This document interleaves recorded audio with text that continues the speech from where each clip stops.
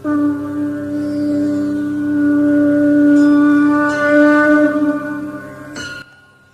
श्री राम। नमस्कार। हमारे YouTube channel पुरातन कथाएं में आपका हार्दिक स्वागत है। आज के इस भाग में हम आपको बताएंगे कि राम यमुना नदी पार करके चित्रकूट पहुंच जाते हैं और साथ ही हम आपको बताएंगे श्रवण की कथा। और इससे पहले दोस्तों, यदि आपने हमारा YouTube चैनल पुरातन कथाएं अभी तक सब्सक्राइब नहीं किया है तो सब्सक्राइब कर लें तथा बेल आइकन के बटन को दबाना न भूलें, जिससे आपको हमारे हर अपलोड होने वाले वीडियो की सूचना तुरंत मिल सके। और अब आते हैं हम आज की विषय वस्तु पर। भारद्वाज आश्रम में दूसरे दिन प्रातःकाल संध्या उपासना आदि से निवृत्त होकर राम, लक्ष्मण और सीता ने चित्रकूट के लिए प्रस्थान किया। वे यमुना नदी के किनारे पहुंचे, जहां लक्ष्मण ने जंगल से बांस और लकड़ियां काटकर एक बेड़ा बनाया, जिस पर सवार होकर राम, लक्ष्मण तथा सीता ने यमुना नदी को पार किया और चित्रकूट में महर्षि वाल्मीकि के आश्रम पहुंचे। राम ने उनका अभिवादन किया और अपना परिचय देते हुए बताया कि हम लोग पिता की आज्ञा से वन में 14 वर्ष की अवधि व्यतीत करने के लिए आए हैं। महर्षि वाल्मीकि ने उनका स्वागत करते हुए कहा, हे दशरथ नंदन, तुमने दर्शन देकर मुझे कृतार्थ कर दिया। जब तक तुम्हारी इच्छा हो तुम इस आश्रम में निवास कर सकते हो। तुम वनवास की पूरी अवधि यहीं रहकर व्यतीत कर सकते हो, क्योंकि यह स्थान सर्वथा तुम्हारे योग्य है। आतिथ्य के लिए आभार प्रकट करते हुए राम ने ऋषि वाल्मीकि से कहा, निसंदेह यह सुरम्य वन मुझे, सीता और लक्ष्मण तीनों को बहुत ही पसंद है, किंतु यहाँ निवास करके मैं आपकी तपस्या में किसी प्रकार का विघ्न उत्पन्न नहीं करना चाहता। हम लोग निकट ही कहीं पर्णकुटी बनाकर निवास करेंगे। फिर उन्होंने लक्ष्मण से कहा, भैया तुम वन से मजबूत लकड़ियां काट कर ले आओ, हम इस आश्रम के पास ही कहीं कुटिया बनाकर निवास करेंगे। राम का आदेश पाकर लक्ष्मण तत्काल वन से लकड़ियां काट कर ले आए और उनसे एक सुंदर तथा कलात्मक कुटिया बना ली। फिर उन्होंने सीता के साथ गृह प्रवेश यज्ञ किया और कुटिया में प्रवेश किया। कुटिया के समीप ही चित्रकूट पर्वत को स्पर्श करती हुई माल्यवती नदी प्रवाहित हो रही थी। सरिता के दोनों ओर पर्वतमालाओं की अत्यंत नयनाभिराम श्रेणियां थी। सुंदर मनोमुग्धकारी प्राकृतिक दृश्य ने कुछ समय के लिए राम और सीता के अयोध्या त्यागने के दुख को भुला दिया।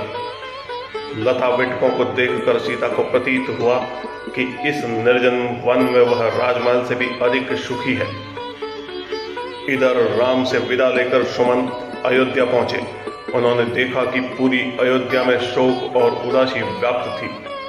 उन्हें आते हुए देखकर अयोध्या वासियों ने दौड़कर रथ को चारों ओर से घेर लिया और प्रश्नों की बौछार करना प्रारंभ कर दिया। राम, लक्ष्मण तथा सीता कहाँ हैं? तुम उन्हें कहाँ छोड़कर आए? अपने साथ वापस क्यों नहीं लाए? इस तरह के नाना प्रश्न उनसे पूछे जाने लगे। चाहकर भी सुमंत उन्हें धैर्य नहीं बंधा पा रहे थे। उनका कंठ अवरुद्ध हो गया। उनके नेत्रों से अश्रुधारा प्रवाहित होने लगी। प्रयास करके स्वयं को नियंत्रित किया और लड़खड़ाती वाणी में कहा, गंगा पार के बाद वे पैदल ही आगे चले गए और उन्होंने आदेश पूर्वक रथ लौटा दिया। सुमंत की मर्मभेदी वाणी सुनकर नगरवासी बिलख बिलख कर विलाप करने लगे। सुमंत राजप्रसाद के उस श्वेत भवन में जा पहुंचे, जहां महाराजा दशरथ पुत्र वियोग में व्याकुल अर्धमूर्छित अवस्था में पड़े अपने अंतिम श्वासें गिन रहे थे। आशा की कोई धूमिल किरण कभी कभी चमक उठती थी और उन्हें लगता था कि संभव है सुमंत अनुनय विनय करके राम को लौटा लाए। संभवतः राम न आए, किंतु कदाचित सुमंत सीता को ही वापस ले आए। उसी समय सुमंत ने आकर महाराजा के चरण स्पर्श किए और विषादपूर्ण स्वर में राम को वन में छोड़कर आने की सूचना दी। सुमंत के शब्द सुनकर महाराजा मूर्छित हो गए और कुछ समय पश्चात मूर्छा भंग होने पर वे राम, सीता और लक्ष्मण का स्मरण करके विलाप करने लगे। उन्हें धैर्य बंधाते हुए सुमंत ने हाथ जोड़कर कहा, कृपा निधान राम ने आपको प्रणाम करके कहा है कि हम सब सकुशल हैं। माता कौशल्या के लिए संदेश दिया है कि वे महाराजा की हृदय से सेवा करें और कैकेयी के प्रति मन में किसी प्रकार का कलुष न रखें। भरत को भी उन्होंने पिता की आज्ञा का पालन करने का आदेश दिया है। महाराजा ने गहरी सांस छोड़ते हुए कहा, सुमंत होनी को कौन टाल सकता है। इस आयु में मेरे प्रिय पुत्र मुझसे अलग हो गए हैं। इस संसार में इससे बढ़कर भला क्या दुख होगा। महाराजा दशरथ ने आगे कहा, लगता है मेरा अंत समय आ गया है। उस बूढ़े पिता के शाप के फलीभूत होने के लक्षण दिखाई देने लगे हैं। तब महारानी कौशल्या ने महाराजा दशरथ से पूछा, हे आर्यपुत्र, कैसा श्राप, किसने दिया था, कब दिया था श्राप। तब महाराजा दशरथ बोले, हे कौशल्य, यह हमारे विवाह से पूर्व की घटना है। एक दिन संध्या के समय अकस्मात मैं धनुष बाण लेकर रथ पर सवार हो शिकार के लिए निकल पड़ा। जब मैं सरयू तट के साथ साथ रथ में जा रहा था तो मुझे ऐसा शब्द सुनाई पड़ा मानो वन्य हाथी गरज रहा हो। उस हाथी को मारने के लिए मैंने तीक्ष्ण शब्दभेदी बाण छोड़ दिया। बाण के लक्ष्य पर लगते ही किसी जल में गिरते हुए मनुष्य के मुख से यह शब्द निकले, आह मैं मरा, मुझ निरपराध को किसने मारा। हे पिता, हे माता, अब मेरी मृत्यु के पश्चात तुम लोगों की भी मृत्यु जल के बिना प्यासे ही तड़प तड़प कर हो जाएगी। न जाने किस पापी ने बाण मारकर मेरी और मेरे माता पिता की हत्या कर डाली। इससे मुझे ज्ञात हुआ कि हाथी की गरज सुनना मेरा भ्रम था। वास्तव में वह शब्द जल में डूबते हुए घड़े का था।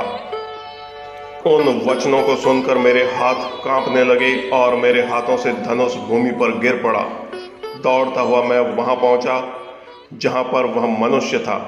मैंने देखा कि एक वनवासी युवक रक्त रंजित पड़ा है और पास ही एक औंधा घड़ा जल में पड़ा है। मुझे देखकर क्रुद्ध स्वर में वह बोला, राजन, मेरा क्या अपराध था जिसके लिए आपने मेरा वध करके मुझे दंड दिया है। क्या मेरा अपराध यही है कि मैं अपने प्यासे वृद्ध माता पिता के लिए जल लेने आया था। यदि आपके हृदय में किंचित मात्र भी दया है तो मेरे प्यासे माता पिता को जल पिला दो जो निकट ही मेरी प्रतीक्षा कर रहे हैं। किंतु पहले इस बाण को मेरे कलेजे से निकालो जिसकी पीड़ा से मैं तड़प रहा हूँ। यद्यपि मैं वनवासी हूँ किंतु फिर भी ब्राह्मण नहीं हूँ। मेरे पिता वैश्य हैं और मेरी माता शूद्र, इसलिए मेरी मृत्यु से तुम्हें ब्रह्म हत्या का पाप नहीं लगेगा। मेरे द्वारा उसके हृदय से बाण खींचते ही उसने प्राण त्याग दिए। अपने इस कृत्य से मेरा हृदय पश्चाताप से भर उठा। घड़े में जल भरकर मैं उसके माता पिता के पास पहुंचा। मैंने देखा वे दोनों अत्यंत दुर्बल और नेत्रहीन थे। उनकी दशा देखकर मेरा हृदय भी विदीर्ण हो गया। मेरी आहट पाते ही वे बोले, बेटा श्रवण, इतनी देर कहाँ लगाई, पहले अपनी माता को पानी दो क्योंकि वह प्यास से अत्यंत व्याकुल हो रही है। श्रवण के पिता के वचनों को सुनकर मैंने डरते डरते कहा, हे मुने, मैं अयोध्या का राजा दशरथ हूँ। मैंने अंधकार के कारण हाथी के ब्रह्म में तुम्हारे निरपराध पुत्र की हत्या कर दी है। अज्ञानवश किए गए अपने इस पाप से मैं अत्यंत व्यथित हूँ। आप मुझे दंड दीजिए। पुत्र की मृत्यु का समाचार सुनकर दोनों विलाप करते हुए कहने लगे, मन तो करता है कि मैं अभी शाप देकर तुम्हें भस्म कर दूं और तुम्हारे सिर के 7 टुकड़े कर दूं, किंतु तुमने स्वयं आकर अपना अपराध स्वीकार किया है, अतः मैं ऐसा नहीं करूंगा। अब तुम हमें हमारे श्रवण के पास ले चलो। श्रवण के पास पहुंचने पर वे उसके मृत शरीर को हाथ से टटोलते हुए हृदय विदारक विलाप करने लगे। अपने पुत्र को उन्होंने जलांजलि दिया और इसके पश्चात वे मुझसे बोले, हे राजन, जिस प्रकार पुत्र वियोग में हमारी मृत्यु हो रही है उसी प्रकार तुम्हारी मृत्यु भी पुत्र वियोग में घोर कष्ट उठाकर होगी। शाप देने के पश्चात उन्होंने अपने पुत्र की चिता बनाई और पुत्र के साथ वे दोनों स्वयं भी चिता में बैठकर जलकर भस्म हो गए। कौशल्य, मेरे उस पाप कर्म का दंड आज मुझे प्राप्त हो रहा है। तो दोस्तों, यह था श्रवण के पिता द्वारा राजा दशरथ को दिया हुआ शाप। आज के भाग में बस इतना ही। इससे आगे का वृतांत हम आपको अगले भाग में बताएंगे। हमारी यह प्रस्तुति आपको कैसी लगी कमेंट्स बॉक्स में अपनी प्रतिक्रिया के साथ लाइक करके बताएं। हमारे YouTube चैनल पुरातन कथाएं को शेयर करें, सब्सक्राइब करें।